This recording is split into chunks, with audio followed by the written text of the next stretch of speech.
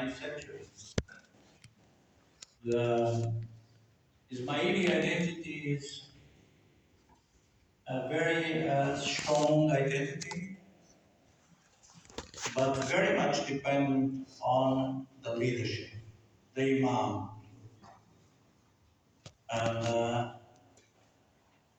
it's not a nation, it's not a state, doesn't have a territory or a border. So it's a completely different entity. So what I try to explain is how was it possible to develop in such a short period of time, 25 years, an intimate relationship between a state nation and a non-state identity. And I consider that was the result of some convergences in terms of identity also, namely the circumstance of Portugal historically had been a country in diaspora, colonization, migrations for centuries, the same appetite for the world, the same openness to look around or through necessity or through adventure, relation with other communities, with other peoples, with other cultures and identities. But also because there was a strong commitment from the Ismaili Ahmad leadership to deep relationship with the Portuguese state and to deep relations taking them to a point that could achieve with the recognition of Ismaili Ahmad as a subject of international law.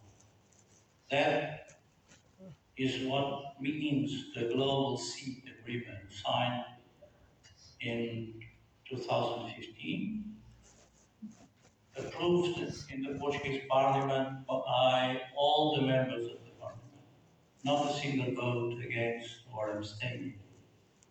So that represents such a strong commitment at political level that has to be reflected in our policies and has to be reflected in the dynamic of our relations in the future, because it's a very strong movement in terms of international politics, given the asymmetry between a state, traditional state actor with a non-state entity, with such a specific dimension, which is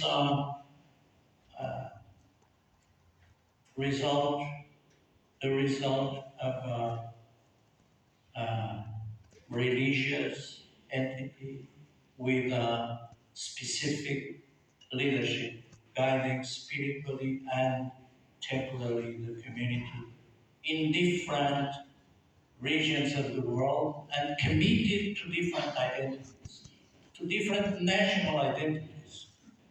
When we look to this reality, it's really astonishing. How is it possible to lead in these circumstances? You need to be Portuguese and Ismaili. You need to be Canadian and Ismaili. You need to be American and Ismaili, Swedish and Ismaili, Syrian and Ismaili, Pakistan and Ismaili, Afghan and Ismaili. And you need to lead them all together in cohesive circumstances. That's something so complex, so difficult to realize. And I think every member of this community, wherever he lives, needs to have the understanding of this complexity.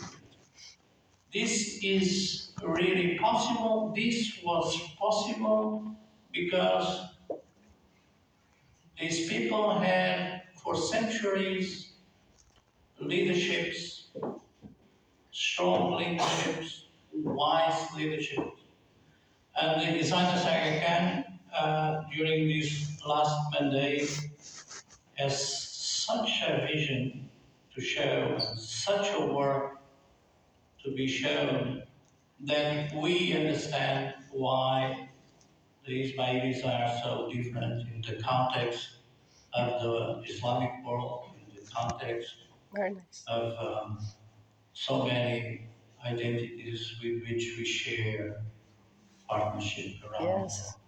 Yes, absolutely. That was my main Wonderful. proposal. You speak.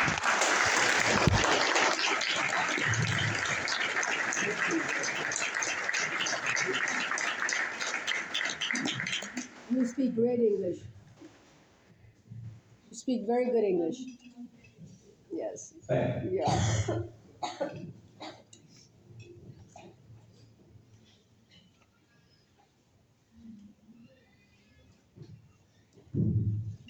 It was a very nice presentation. We enjoyed.